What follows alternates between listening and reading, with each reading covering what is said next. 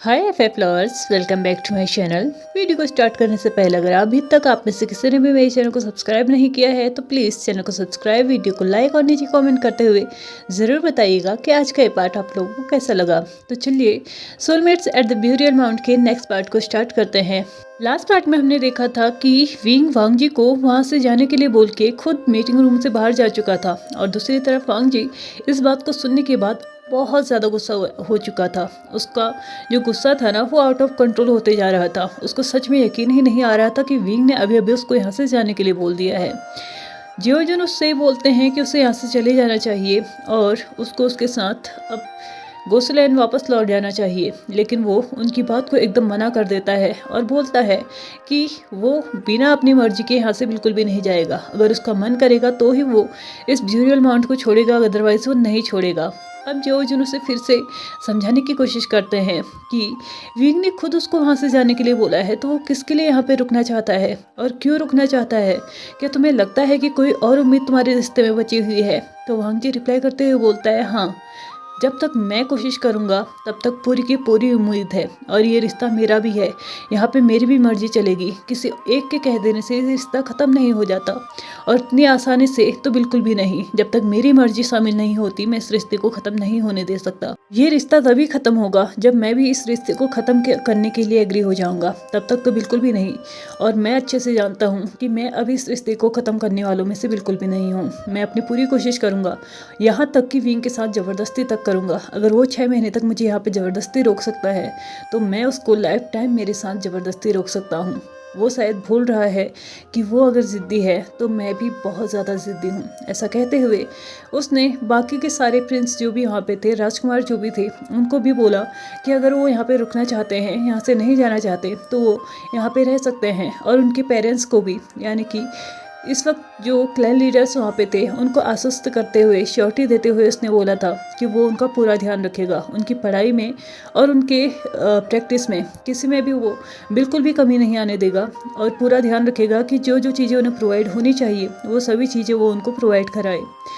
सारे के सारे क्लैन लीडर्स वांग जी के इस डिसीजन से बिल्कुल खुश थे। उन्हें ऐसा लगा था कि अगर वो यहाँ पे अपने बच्चे को छोड़ते हैं तो कोई ऐसा इंसान तो उन्हें ज़रूर चाहिए जो उन पे स्ट्रिक्टली ध्यान दे सके। अगर विंग के ऊपर छोड़ दिया जाए तो विंग बहुत ज़्यादा ठीक है, वो उन्हें पढ़ा सकता है, उनको प्रैक्टिस करवा सकता है, उनको युद्ध नीति सिखा सकता है, लेकिन वो स्ट्रिक्टनेस के साथ बिल्कुल भी उनको नहीं रखेगा। इसलिए कोई ना कोई ऐसा इंसान तो उनको वहाँ पे ज़रूर चाहिए था जो कि उनके बच्चों को रूल रेगुलेशंस भी सिखा सके। और इसी के विंग के कहने पे ही वो उनको वहाँ पे छोड़ने के लिए फिर से एग्री हो जाते हैं।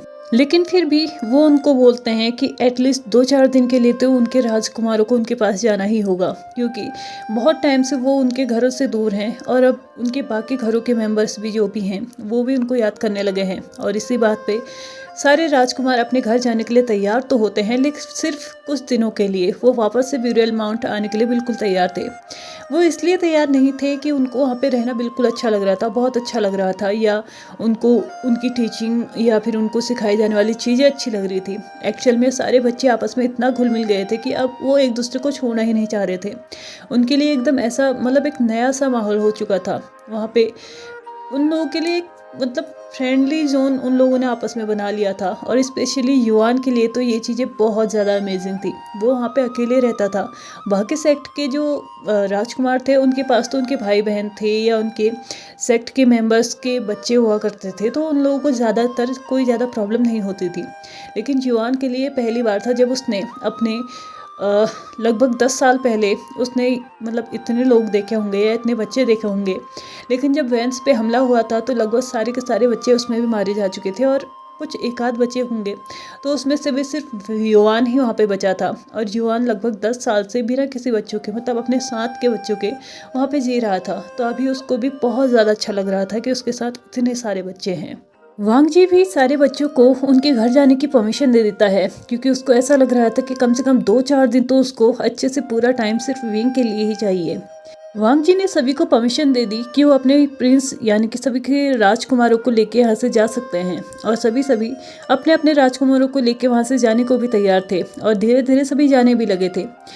लैन सिचुएन फिर से वांग जी से पूछते हैं क्या सच में उसका लास्ट डिसीजन है कि वो यहाँ से नहीं जाएगा। तो वांग जी उससे बोलता है आप अच्छे से जानते हैं भाई कि अगर एक बार मैंने डिसीजन ले लिया है तो मतलब वो डिसीजन मैंने ले लिया है, अब तो मैं उस डिसीजन को पूरा करके ही रहूँगा। और ये इंसान जो मेरे सामने मुझसे ये कह के गया है कि मैं यहाँ से जा सकता हूँ, तो या फिर उससे मुझे खुद वहाँ छोड़ने के लिए आना पड़ेगा या फिर उसके पास कोई अधिकार नहीं है कि मुझे यहाँ से जाने के लिए बोल दे। ऐसा कहते हुए उसने अपने ब्रदर से अलविदा लेते हुए वहाँ से वो भी निकल चुका था।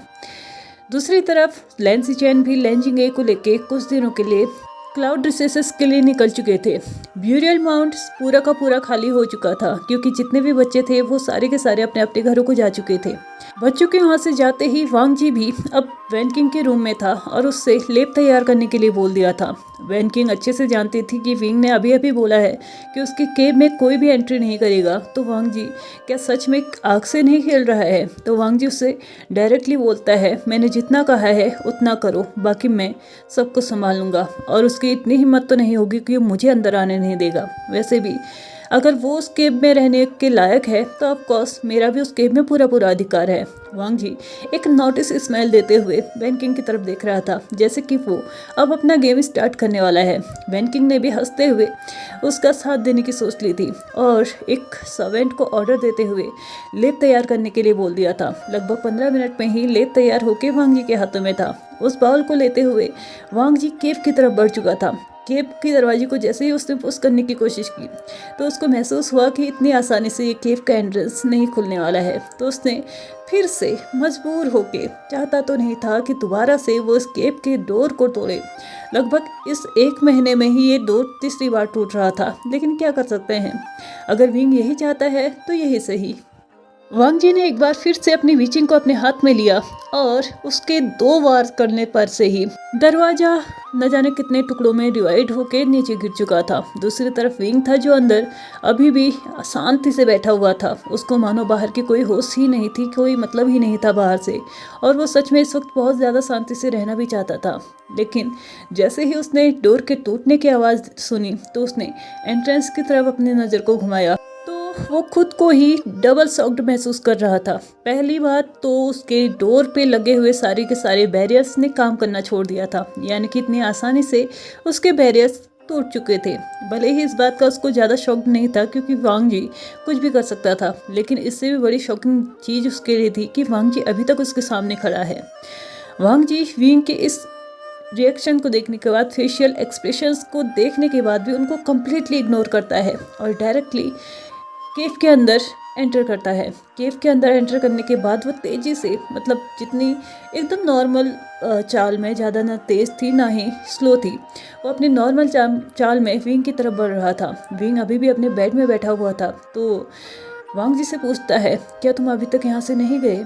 उसने वांग जी से नज़रें चुराते हुए ये क्वेश्चन पूछा। तो वांग जी ने रिप्लाई करते हुए बोला और तुम्हें ये किसने बोला कि मैं यहाँ से जा रहा हूँ। तो विंग ने भी फिर से रिप्लाई करते हुए बोला लेकिन तुम तो यहाँ से जाना चाहते थे ना। तो वांग जी ने बोला जाना चाहता था, लेकिन तुम्हारी हरकतों ने तो मेरे मूड को ही चेंज कर दिया। ऐसा कहते हुए वांग जी अब कम्प्लीटली विंग के बेड के बगल में था। उसने अपने हाथ से उस लेप के बाउल को उस टेबल में रखा जो कि जस्ट विंग के बेड के बगल में था, और विंग की सिवियान अपने हाथ में लेते हुए वो उस डायरेक्शन में चलने लगा जहाँ पे विंग ने आज तक उसको रखा हुआ था। और वहाँ पे जाने के बाद पूरे रिस्पेक्टफुली उसने उस तलवार को वहाँ पे रख दिया और फिर वापस से आके उसी टेबल के बगल में एक छोटा सा जो स्टूल रखा हुआ था उसमें बैठ के उसने उस लेप को अपने हाथ में लिया और विंग से बोला कि वो अपने कपड़े रिमूव करे। विंग, जिसकी नज़रें अभी तक नीचे को झुकी हुई थी शर्मिंदगी की वजह से, ये सेंटेंस सुनते ही उसने डायरेक्टली अपनी आंखों को वांग जी पे टिकाया और उसने बोला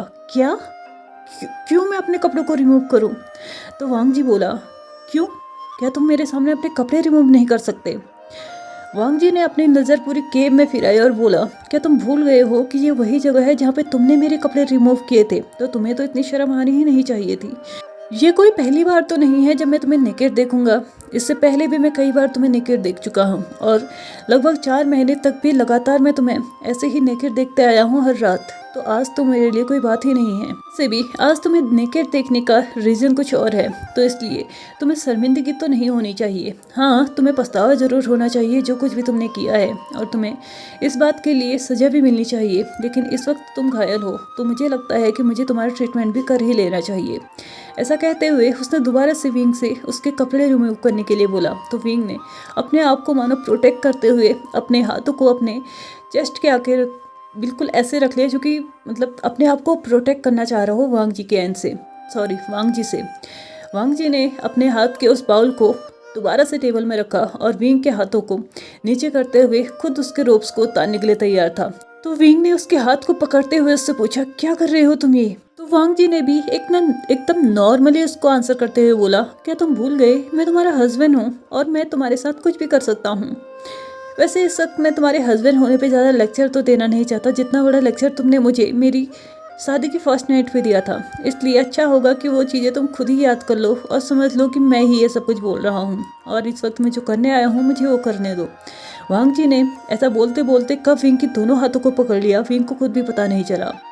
विंग के दोनों हाथ जैसे ही वांग जी ने पकड़ा और थोड़ा से टाइट उसमें अपनी ग्रिप को किया, तो विंग के मुंह से एक सिसकी निकल चुकी थी, क्योंकि उसके हाथ बुरी तरीके से जले हुए थे और दोनों ही हाथ जब आपस में प्रेस हो रहे थे तो उसको पेन हो रहा था, और ये वांग जी को भी नजर आ गया था। तो वांग जी ने थोड़ा सा तो अपने हाथों की ग्रिप को ढीला किया, लेकिन इतना भी नहीं कि विंग उसके हाथों को छुड़ा सके। उसके बाद उसने दूसरे हाथ को यूज करते हुए विंग के रोप्स को उसकी बॉडी से दूर कर दिया था। उसकी अपर बॉडी ही इस वक्त मतलब ड्रेसलेस थी, लोअर बॉडी में उसके अभी भी ड्रेस थी, यानी कि उसके पैंट्स वैसे के वैसे ही थे। वांग जी ने धीरे धीरे अब विंग को बिना नोटिस किए और कम्प्लीटली उसको इग्नोर करते हुए उसने उसके बॉडी में ऑइंटमेंट लगाना स्टार्ट किया। वांग जी जब विंग की बॉडी में ऑइंटमेंट अप्लाई कर रहा था तो विंग की नज़रें एकटक वांग जी की तरफ थी। वो उसको देखे जा रहा था और अपने मन में सोचे जा रहा था कि आखिरकार इसको क्या हो गया है, क्या ये मुझसे दूर नहीं जाना चाहता, क्या ये इस जगह से दूर नहीं जाना चाहता, और ये मुझ पे ही ऑइंटमेंट कैसे अप्लाई कर सकता है। जिस इंसान ने इसे इतनी तकलीफ दी हो वो आखिरकार उसकी क्यों चिंता कर रहा है। विंग अपने थॉट्स में ही था, लेकिन वांग जी की बातों ने उसको उसके थॉट्स से बाहर निकाल के फेंक दिया। वांग जी ने अचानक विंग से बोला, तुम्हें क्या लगता है मैं ये सब कुछ क्यों कर रहा हूँ? क्या तुम्हें ऐसा लगता है कि मैं तुम्हें माफ़ करना चाहता हूँ, या तुम्हें ये लग रहा है कि मैं अपनी बाकी की बची हुई लाइफ भी तुम्हारे साथ स्पेंड करना चाहता हूँ? वांग जी के इस क्वेश्चन से विंग को एक अजीब सी फीलिंग होने लगी। उसको नहीं पता चल रहा था कि इस क्वेश्चन का आंसर उसे क्या करना चाहिए। क्या उसे कोई आंसर भी करना चाहिए, या उससे ये कहना चाहिए कि प्लीज़ मुझे माफ़ कर दो और प्लीज़ अपनी हम दोनों की लाइफ जितनी भी अब बची हुई है ना, हम दोनों को एक साथ स्पेंड करनी चाहिए। लेकिन शायद विंग को ये रियलाइज़ हो रहा था कि नहीं, उसके पास ऐसा कोई भी राइट नहीं है जिसकी वजह से वो वांग जी से कुछ भी मांग सके। इसलिए उसने वांग जी से कोई भी आंसर नहीं किया और वांग जी से सीधे सीधे ये बोला कि वो मुझे लेप दे दे, मैं अपनी बॉडी में अप्लाई कर दूंगा। तो इस बात पे वांग जी ने विंग को रिप्लाई करते हुए बोला, मुझे नहीं पता था तुम्हारी बॉडी इतनी फ्लेक्सिबल है कि तुम अपनी पीठ पे भी आसानी से ऑइंटमेंट अप्लाई कर सकते हो। ठीक है, अगर तुम ऐसा कर सकते हो तो बिल्कुल करो। ऐसा कहते हुए उसने विंग के हाथों में उस लेप को पकड़ा दिया और खुद जाके थोड़ी दूरी पे बैठ गया, और उसके बाद विंग से बोला, करो, तुम मुझे क्या देखे हो, स्टार्ट करो ना, लगाओ अपनी पीठ पे। ऐसा कहते हुए वो एकटक अभी विंग को देखे जा रहा था। विंग तो बिल्कुल एकदम सरप्राइज था, अचानक ये क्या हो गया। मैंने जब पहले इससे मना किया तो इसने फिर भी लगाया, और अब जब मैंने नॉर्मली बोला कि मैं खुद कर लूँगा तो इसने तो मेरे हाथ में ऑइंटमेंट ही थमा दिया। अगर इसको लगाना ही था तो बैक साइड पे लगा देता, आगे के साइड पे मैं खुद अप्लाई कर सकता था, लेकिन इसने तो आगे के साइड पे लगा के पीछे के साइड को छोड़ दिया। क्या इसको सच में लगता है कि मेरी बॉडी सच में इतनी फ्लेक्सिबल है कि मैं अपने हाथ को पूरी की पूरी बॉडी में मूव कर सकता हूँ? ऐसा सोचते सोचते विंग के मुंह पे एक छोटा सा पाउट आ चुका था, और कहीं ना कहीं वो पाउट वांग जी को भी दिख रहा था, और कहीं ना कहीं उसको ये रियलाइज तो हो चुका था कि एटलीस्ट कुछ समय के लिए ही सही उसने विंग के माइंड को डाइवर्ट तो किया था, कि उसने कुछ गलतियां भी की थी, उसके लिए वो पछता भी रहा था, और कुछ टाइम के लिए ही सही उसने उसको ये रियलाइज़ करा दिया कि उन दोनों के बीच में भी चीज़ें नॉर्मल हो सकती हैं। वांग जी ने जैसे ही विंग के लिप्स पे उस पाउट को नोटिस किया तो एक बार फिर से वांग जी ने बोला, ठीक है, तुमसे नहीं हो रहा तो एटलीस्ट मुझसे एक बार प्लीज़ तो बोल सकते हो ना। तो विंग ने बोला, क्यों, मैं क्यों प्लीज़ बोलूं? तो वांग जी ने बोला, बस इतना बोलो कि प्लीज़ मेरे बैक पे ऑइंटमेंट अप्लाई कर दो। तो विंग ने बोला नहीं मैं कर सकता हूँ। तो वांग जी अपने उस टेबल को थोड़ा सा और पीछे खिसकाते हुए बोला ठीक है अब तो तुम ही करो, मैं तो बस यहाँ पे बैठ के देखता रहूंगा। ऐसा कहते हुए उसने अपने एक पैर के ऊपर दूसरा पैर रख लिया और अपने हाथों को आराम से फोल्ड करते हुए अब वो विंग को देखने लगा। विंग को सच में वांग जी की ये चीजें ना बहुत ज्यादा स्टूपिड लग रही थी और कहीं ना कहीं उस छोटी सी स्मेल ना उसके फेस पे भी आ रही थी। और वो फाइनली बोलता है ठीक है मेरा हाथ इतना फ्लेक्सिबल नहीं है कि मैं अपने पूरी बैक पे इसको अप्लाई कर सकूं। अगर तुम यहाँ पे आए ही हो तो मेरे बैक पे भी अप्लाई कर दो, वैसे भी तुमने ही ये स्टार्ट किया है ना तो ख़त्म भी तुम ही करो। ऐसा कहते हुए उसने उस बॉल को वांग जी के आगे को मूव किया। इस बात पे वांग जी ने रिप्लाई करते हुए बोला एक मिनट मैंने तो प्लीज़ वर्ड सुना ही नहीं, मुझे पहले प्लीज़ सुनना है। तो विंग बोलता है लान वांग जी क्या हो गया है तुम्हें, तुम सच में एक लेंस सेक्ट के मेंबर हो, वहाँ के एक ऑबिडेंट स्टूडेंट रह चुके हो, तुम ऐसा कैसे कर सकते हो। तो वांग जी रिप्लाई करते हुए बोलता है हाँ मैं लेंथ था लेकिन अब तो मैं वी हूँ। तुम भूल गए हो कि हम दोनों की शादी हुई है और इस लिहाजे से मैं यहाँ पे आया हूँ अपने घर को छोड़ के, तो मतलब अब मुझे तुम्हारा सरनेम यूज़ करना पड़ेगा। अब मैं लान वांग जी नहीं वी वांग जी हूँ और जब मैं वी से जुड़ ही चुका हूँ तो मतलब मुझे हरकतें भी वैसे ही करनी चाहिए, मतलब तुम्हारे साथ रहते रहते मुझे तुम्हारे जैसा तो बनना चाहिए।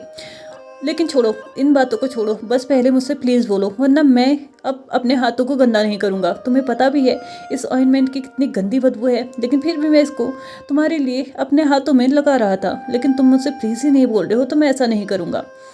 विंग ने एक छोटी सी मुस्कान दिखाते हुए फिर से बोला ठीक है मैं प्लीज़ बोल रहा हूँ मेरे पीठ पे इसको अप्लाई करो। ऐसा कहते हुए विंग ने और भी ज़्यादा आगे उस बॉल को बढ़ा दिया और वांग जी ने भी अच्छे से उस बॉल को अपने हाथ में पकड़ा और अपने टेबल को खिसकाते हुए विंग के बगल में आके बैठ गया और फिर उसकी बैक साइड पे भी उस ऑइंटमेंट को अप्लाई करना शुरू कर दिया। जैसे ही वो उसकी बैक साइड में उस ऑइंटमेंट को अप्लाई कर रहा था तो वीवू जैन को कुछ याद आ रहा था। उसको याद आ रहा था वो टाइम जब उसने वांग जी के पीठ पे ऑइंटमेंट अप्लाई किया था और उसको वहाँ पे बहुत सारे और भी निशान दिखे थे जो कि कोड़ों के निशान थे और बस यही काफ़ी था विंग को फिर से ये याद दिलाने के लिए कि उसकी वजह से वांग जी ने क्या कुछ नहीं झेला है और फिर से ये महसूस कराने के लिए कि उसकी वजह से वांग जी बहुत बुरी तरीके से हर्ट हुआ था, उसने वांग जी के साथ बहुत ज़्यादा गलत किया था और यही सब कुछ विंग को एक बार फिर से वांग जी से दूर ले जाने के लिए काफ़ी था। और उसने फिर से वांग जी के हाथ को पकड़ते हुए बोला रहने दो मैं ठीक हूँ इतना काफ़ी है। ऐसे कहते हुए उसने वांग जी के हाथ को अपने पीठ से दूर किया तो वांग जी फिर से समझ चुका था कि फिर से विंग को कुछ ना कुछ तो समझ में आ चुका है या फिर कुछ ना कुछ ऐसा याद आ चुका है जो कि इस वक्त बिल्कुल भी नहीं आना चाहिए था। वांग जी ने थोड़ी सी ज़बरदस्ती की कि वो फिर से विंग को डाइवर्ट करके उसकी पीठ में उस ऑइंटमेंट को अप्लाई कर सके, लेकिन विंग ने चिल्लाते हुए बोला मैंने बोला ना कि बंद करो। तो वांग जी भी सेम उससे चिल्लाते हुए बोला और तुम्हें क्यों लगता है कि तुम जो बोलोगे मैं वो करूंगा। आज से अभी से और इसी वक्त से अपने दिमाग में एक बात तो बैठा लो, तुम जो चीज के लिए मुझे मना करते जाओगे मैं वही चीज बार बार करूंगा। याद रखना ये सब कुछ मैंने तुमसे ही सीखा है और जो तुम मना करते जाओगे मैं वो बार बार करते जाऊंगा। और इस वक्त मैं तुम्हारे पीठ में ऑइंटमेंट अप्लाई कर रहा हूँ तो उम्मीद कर रहा हूँ कि चुपचाप बैठे रहो, वरना मुझे ज़बरदस्ती करनी भी आती है और तुम अच्छे से जानते हो जब मैंने अपनी पावर को यूज़ करना स्टार्ट कर दिया तो तुम तो क्या तुम्हारे जैसे 10 और लोग आगे भी मेरे सामने टिक नहीं पाएंगे। ऐसा कहते हुए उसने विंग को अपनी बड़ी बड़ी और एंग्री आइज दिखाई और उसके बाद विंग के दोनों हाथों को अपने हाथों में ले लिया। अपने एक हाथ में पकड़ते हुए उसने विंग के बैक पे अच्छे से ऑइंटमेंट अप्लाई कर दिया। उसके बाद उसने विंग के लोअर पार्ट पे भी उसको अप्लाई करने का सोचा, लेकिन विंग ने उसके हाथ को पकड़ दिया। ठीक है यहाँ पे तो कम से कम मैं अपने हाथ से लगा सकता हूँ ना। तो वांग जी ने भी उसके हाथ में बॉल पकड़ाते हुए बोला हाँ ठीक है तुम यहाँ पे लगा सकते हो। ऐसा कहते हुए उसने अपने हाथ को अच्छे से एक कपड़े से पोंछ दिया, बाउल को भी विंग के हाथ पे पकड़ा दिया और वहाँ से चुपचाप बाहर आ चुका था। अगले आधे घंटे के बाद फिर से वांग जी कीप के अंदर एंटर करता है तो विंग पूछता है अब क्या है। तो वांग जी बोलता है तुम्हारा खाना, तुम्हें खा लेना चाहिए। तो विंग बोलता है मुझे मन नहीं है। वांग जी बोलता है तुम्हें किसने बोल दिया कि तुम्हारा मन हो या ना हो, मैं तुम्हारी राय पूछ रहा हूँ, मैं तुम्हें खिलाने के लिए आया हूँ तो चुपचाप खा लो, ऐसा मत करो कि मुझे तुम्हारे साथ ज़बरदस्ती करनी पड़े। और वैसे भी जबरदस्ती कैसे की जाती है ये तुमने मुझे सिखाया है और इसी जगह पे सिखाया है। तुम ये तो नहीं सोच रहे होगे ना कि तुम्हारे स्टूडेंट ने तुमसे कुछ भी नहीं सीखा। तो मैं तुम्हें बता दूं कि तुम्हारे स्टूडेंट ने तुमसे सीखा ही नहीं बल्कि अपने भी कुछ टैलेंट को उसमें और भी ज़्यादा मिक्स कर लिया है। अगर मुझे मजबूरी में तुम्हें खिलाना पड़े तो याद रखना तुम ना ना कहते रह जाओगे और मैं तुम्हें खिलाते रह जाऊंगा। इससे अच्छा है कि अपने हाथ से खाओ और उसके बाद भी मेडिसिन भी ले लेना। ऐसा कहते हुए वांग जी ने उस खाने की प्लेट को उस टेबल में रख लिया और विंग को फिर से लास्ट टाइम बोलते हुए गया, मैं आधे घंटे के बाद फिर से यहाँ पे वापस आऊँगा। अगर ये खाना मुझे इस प्लेट से ख़त्म नहीं दिखा तो याद रखना मैं तुम्हें खिलाऊंगा। उसने एक notice smile, mockingly smile wing को दी और वी वहाँ से चुपचाप जा चुका था। विंग वांग जी के इस अवतार को देखने के बाद एकदम शॉक्ड था। उसको सच में समझ में नहीं आ रहा था कि जिस इंसान को वो देख रहा है क्या सच में वो लान वांग जी ही है। कहीं ऐसा तो नहीं है ना कि ब्यूरे माउंट के किस 2-4 भूतों का साया इसके ऊपर आ चुका है, अपनी आत्माओं का साया इसके ऊपर आ चुका है। विंग सिर्फ ये सोचे ही जा रहा था, लेकिन उसको ये भी पता था कि अगर वांग जी ने एक बार जीत पकड़ी तो मतलब वो उस जीत को पूरा करके ही रहेगा। आखिरकार है तो वो लान वांग जी ही। इसलिए उसने उस प्लेट को अपने हाथ में लिया और चुपचाप खाना स्टार्ट कर लिया। साथ में रखी हुई मेडिसिन को भी ले लिया और इससे पहले कि वांग जी अंदर आके उसको एक और ऑर्डर दे के चली जाए, इसलिए अच्छा उसने सोचा कि वो चुपचाप सो ही जाए। उसने अपने ब्लैंकेट को लिया, पूरे अपने आप को कवर किया और चुपचाप सो चुका था। लगभग 1 घंटा निकल चुका था, विंग भी गहरी नींद में आ चुका था। दूसरी तरफ वांग जी 1 घंटे के बाद फिर से केव के अंदर एंटर करता है, लेकिन वो इस बार अकेला नहीं था। उसके साथ 5 से 6 सर्वेंट भी थे जिसके हाथों में कुछ बॉक्सेस थे। कुछों के हाथ में बड़े बॉक्सेस थे तो कुछों के हाथ में छोटे बॉक्सेस थे।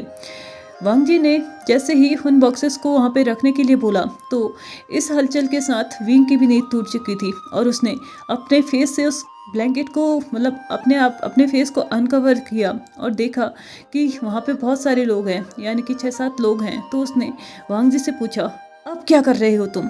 तो वांग जी ने उसको रिप्लाई करते हुए बोला, तुम्हें नींद आई है ना, चुपचाप सो जाओ, मुझे मेरा काम करने दो। इसी के साथ उसने फिर से सर्वेंट को इशारा किया कि इसमें जो सामान रखा हुआ है उनको अनबॉक्स करो और जहाँ जहाँ तुमको लगता है कि ये चीज़ें सूटेबल होंगी रखने के लिए वहाँ वहाँ रखते जाओ। वांग जी के ऐसे कारनामे देखने के बाद विंग की तो मानो मतलब दुनिया ही हिल चुकी थी। उसको सच में समझ में नहीं आ रहा था कि आखिरकार वांग जी ये इतना कैसे चेंज हो गया और ये इतना उल्टा कैसे बोलने लगा। ये तो मुझे चुपचाप मेरे ही केव में चुपचाप सो जाने के लिए बोल रहा है। आखिरकार मेरी कोई इज्जत है या नहीं, वो अपने मन में सोच रहा था और उन सर्वेंट्स को भी देख रहा था जो आज बहुत ज़्यादा आज्ञाकारी बने हुए थे, लेकिन उसके लिए नहीं, वांग जी के लिए। वांग जी ने जैसे ही उनको ऑर्डर किया कि उन सामान को अनबॉक्स करो और जहाँ जहाँ पे उनको लगता है कि वो सुटेबल जगह है उस चीज़ों को रखने के लिए रखते जाओ, और वो सर्वेंट भी वैसा ही कर रहे थे। धीरे धीरे विंग को समझ में आया कि उन बॉक्सेस के अंदर क्या था।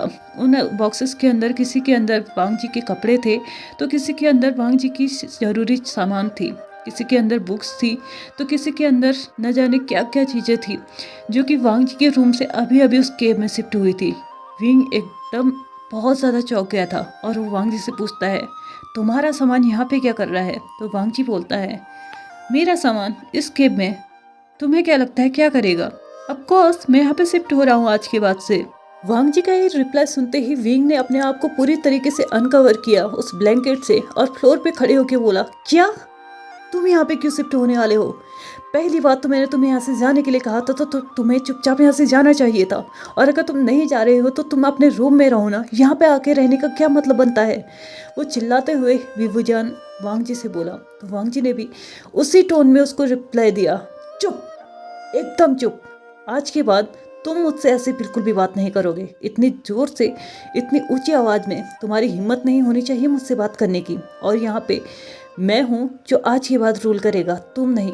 तुमने मुझे यहाँ से जाने के लिए बोल दिया था तो समझ दो कि मैं जा चुका हूँ, और आज के बाद मेरी लाइफ के डिसीजन तुम नहीं लोगे, मैं खुद अपनी लाइफ के डिसीजंस लूँगा। यहाँ पे मैं रहना चाहता हूँ तो मैं रहूँगा, और जहाँ मैं रहना चाहता हूँ वहाँ पे रहूँगा। अगर तुम्हें इतनी प्रॉब्लम है तो तुम इस केव से बाहर जा सकते हो, लेकिन मैं इस केव में ही रहूँगा, और वो भी पूरे हक के साथ रहूँगा। जहाँ पे तुम रहोगे वहाँ पे मैं भी रहूँगा। आखिरकार मैं तुम्हारा पार्टनर हूँ, क्या तुम भूल गए हो? तुमने ही तो सबके सामने मुझे एज ए पार्टनर, सबके सामने मुझे मांगा था ना मेरे अंकल से। तो मैंने ये डिसाइड किया है कि आज के बाद मेरा पार्टनर जहाँ पे रहेगा मैं वहीं पे रहूँगा।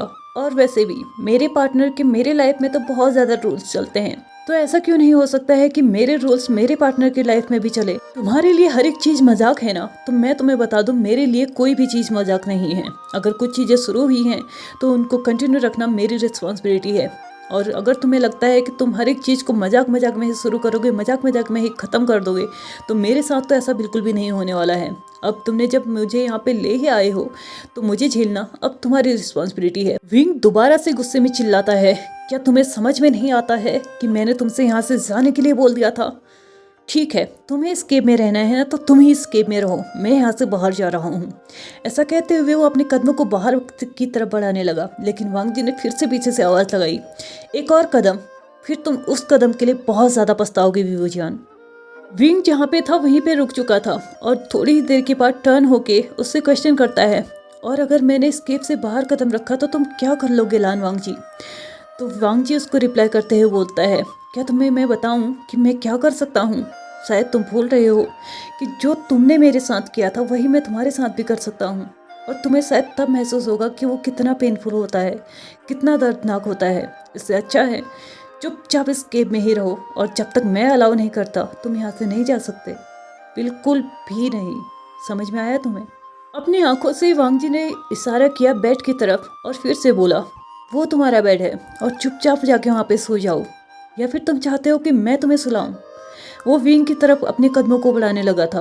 विंग को पता नहीं क्यों अचानक से एक अजीब सा डर लगने लगा था। उसने बोला, एक मिनट, तुम जहाँ पे खड़े हो वहीं पे खड़े रहो, मैं जा रहा हूँ अपने बेड में, लेकिन ये मत समझना कि मैं तुमसे डर गया हूँ, याद रखना मैं इसका बदला लूंगा। वांग जी बोलता है, तुमने जो करना था तुमने कर लिया, बदला लेने की बारी अब मेरी है और भुगतने की बारी अब तुम्हारी है, इसलिए चुपचाप जो कह रहा हूँ वो करो, मुझे इतना मजबूर मत करना कि मैं तुम्हारे साथ कुछ भी गलत कर बैठूं। ऐसा कहते हुए उसने बाकी सर्वेंट्स को ऑर्डर दिया कि जल्दी से जल्दी काम निपटाओ और चुपचाप यहाँ से चलते बनो, मुझे यहाँ पे ज़्यादा भीड़ नहीं चाहिए। विंग और वांग जी की जो ये लड़ाइयाँ चल रही थी ना, कोई था जो दूर से इसको देखने के बाद बड़े मज़े ले रहा था, और वो थी वैन किंग। वैन किंग तब से विंग और वांग जी पे नज़र रख रही थी, जब से वांग जी ने उसको लेप बनाने के लिए बोला था। उस लेप को लेके आने के बाद जब वांग जी केव के अंदर एंटर किया था, तब से लेके अभी तक वैन किंग ने अपनी नज़रों को उन दोनों से बिल्कुल भी अलग नहीं किया था। और उन दोनों को देखने के बाद जो मज़े वैन किंग ने लूटे थे ना, शायद उतने मज़े मैंने नहीं लूटे इसको रिकॉर्ड करने में, और ना ही तुम लोग लूट रहे होगे इसको सुनने में, लेकिन वैन किंग ने बहुत ज़्यादा भरपूर मज़े लूटे थे उनकी इस लाइफ जो उसके सामने चल रहा था ना, ये सीन उसके साथ। खैर, वैन किंग के पास तो और भी बहुत सारे मौके आने वाले हैं इन मज़ों को लूटने के लिए। तो इस स्टोरी को आज हम यहीं पे ख़त्म करते हैं। तो चलिए आज की पार्ट को यहीं पे ख़त्म करते हैं। वीडियो पसंद आए हो तो please like share subscribe and comment करते हुए जाएगा। Thank you so much for watching my video and bye bye.